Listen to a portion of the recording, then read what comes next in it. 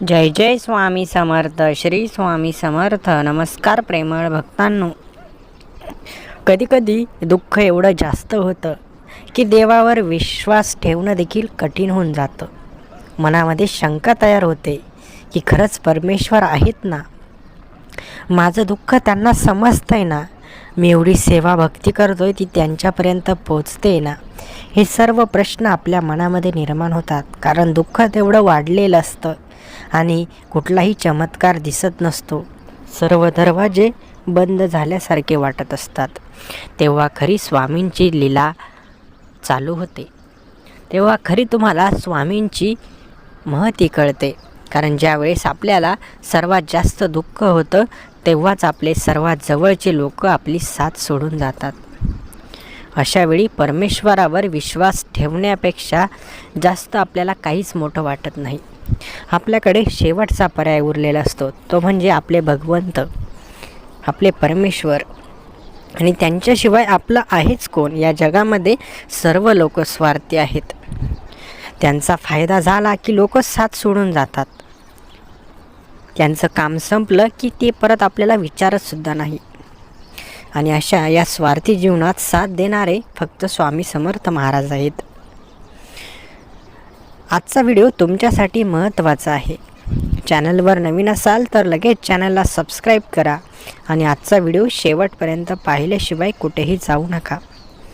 कधीकधी मनाला समजूत घालावी लागते, कधीकधी मनाला आवर घालावा लागतो, कारण दुःख असह्य होतं. परंतु हीच तर खरी संयमाची वेळ आहे. हीच खरी तुमच्या परीक्षेची वेळ आहे. तुम्ही जेवढा संयम ठेवाल तेवढं तुमच्या जीवनात चांगले दिवस येणार आहेत. परंतु संयम सुटला तर तुम्हाला अर्ध्यातूनच मागं परतावं लागेल. म्हणून थोडासा संयम ठेवा. दिवस येणार आहेत, आल्याशिवाय राहणार नाहीत. कारण परमेश्वराच्या दरबारामध्ये थोडासा विलंब आहे, परंतु निराशा मात्र अजिबात नाही. या जरी जीवनामध्ये कुणीही तुमच्यासोबत नसेल, प्रत्येकजण तुमच्या वाईटावर टपलेलं असेल तरी घाबरू नका. कारण जेव्हा सर्वजण आपल्या हरण्याची वाट बघतात तेव्हा तर खरी जिंकण्याची मजा आहे. आपल्या स्वतःच्या ज्या काही इच्छा आहेत त्या देखील आपण सोडून देतो, कारण आपल्याला आपलं कुटुंब जास्त महत्त्वाचं असतं. परंतु तेही तुम्हाला आता करण्याची गरज नाही, कारण भगवंत तुमच्या सर्व इच्छा पूर्ण करणार आहेत. तुम्ही पाहिलेलं प्रत्येक स्वप्न आता पूर्ण होणार आहे. तुम्ही केलेला प्रत्येक विचार आता प्रत्यक्षात उतरणार आहे. घाबरू नका. सर्व काही तुमच्या मनासारखं होईल. सर्व काही तुमच्यासाठीच होईल. सर्व तुमच्यासाठी चांगलं आहे. फक्त विचार बदलण्याची गरज आहे. कधीकधी माणूस नकारात्मक विचार करतो आणि त्याच्यामुळे त्याच्या मनात असलेली भावना ही नकारात्मक बनून जाते. कधीकधी आपल्या आयुष्यात चांगलं होतं तरी नकारात्मकतेमुळे ते आपल्याला वाईट वाटत असतं. कधीकधी वाईट देखील आपल्या चांगल्यासाठीच होतं, परंतु ते आपल्याला समजत नाही. अशा खूप छोट्या मोठ्या चुका आपण आयुष्यात करत असतो. परंतु जो ज्ञानी बनला, ज्याला प्रत्येक गोष्ट समजली, ज्याला प्रत्येक गोष्टीचा काय योग्य निर्णय आहे तो समजला, तो आयुष्यात कधीच दुःखी होऊ शकत नाही. कारण त्याला माहीत आहे माझे स्वामी माझ्यासाठी चांगलंच करणार आहे. त्यांनी माझ्यासाठी काहीतरी चांगला निर्णय घेतलाच असणार आहे. माझं नुकसान झालं आहे ना, तर ते माझ्या चांगल्यासाठीच झालं असावं. कारण स्वामींना माहीत आहे माझ्यासाठी काय चांगलं आहे आणि काय वाईट आहे. असे सकारात्मक विचार करणारे लोक खूप थोडे आहेत, परंतु ते खूप सुखी आहेत. आजकालच्या या युगामध्ये माणूस थोडं काही झालं की लगेच नकारात्मकतेने विचार करतो आणि स्वतःला दुःखी करून घेतो. म्हणून स्वतःला दुःखी करून घेऊ नका. नकारात्मक विचार करू नका. करायचे तर सकारात्मक विचार करा. तुम्हाला जे कधीही करावंसं वाटलं नाही ते तुम्ही आता कराल. कारण तुम्हाला माहीत आहे की देवाने सांगितलं आहे म्हणजे खरं असणार आहे. कधीकधी माणूस घाबरतो. त्याला वाटतं नको मी हरेल, पण हरण्याची भीती त्यांच्याच मनामध्ये असते जे नकारात्मक विचार करतात. खरोखर तुम्हाला खेळ खेळायचा आहे ना, खेळा. जिंकण्याची पर्वा किंवा हरण्याची पर्वा करू नका. तुमच्या पूर्ण ताकदीने संघर्षाने लढा. विजय तुमची वाट बघत आहे. जेव्हा सर्वजण आपल्याकडे पाठ फिरवतात तेव्हा माहीत आहे की की परमेश्वर आपल्याला साथ देतात. जेव्हा जवळचेच आपले साथ सोडतात तेव्हा आपल्याला माहीत आहे की परमेश्वर आहेत. मग घाबरण्याची काय गरज आहे? तुम्हाला माहीत आहे ना की परमेश्वर तुमच्यासोबत आहेत. मग हरण्याची का चिंता करता? का स्वतःला असं सांगता की मी हरेल त्यामुळे मला खेळायचंच नाही? तुम्ही खेळायच्या अगोदर मैदान सोडत आहात. म्हणून लक्षात घ्या, जीवनातही असंच असतं.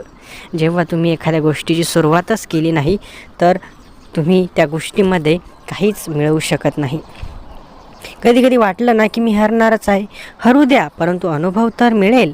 कारण अनुभव खूप महत्त्वाचा आहे. आपल्या स्वामी भक्तांपैकी अनेकांना खूप चांगले अनुभव मिळाले आहेत. स्वामींची सेवा केल्यानंतर त्यांना खूप असे महत्त्वाचे अनुभव मिळाले आहेत. तेही अनुभव तुम्ही कमेंट्स बॉक्समध्ये नक्की सांगू शकता. सर्वांपर्यंत आपले ज्ञान नक्की पोचवा. कारण ज्ञान पोचवल्याने ज्ञान कमी होत नाही तर उलट त्यामध्ये वाढ होते.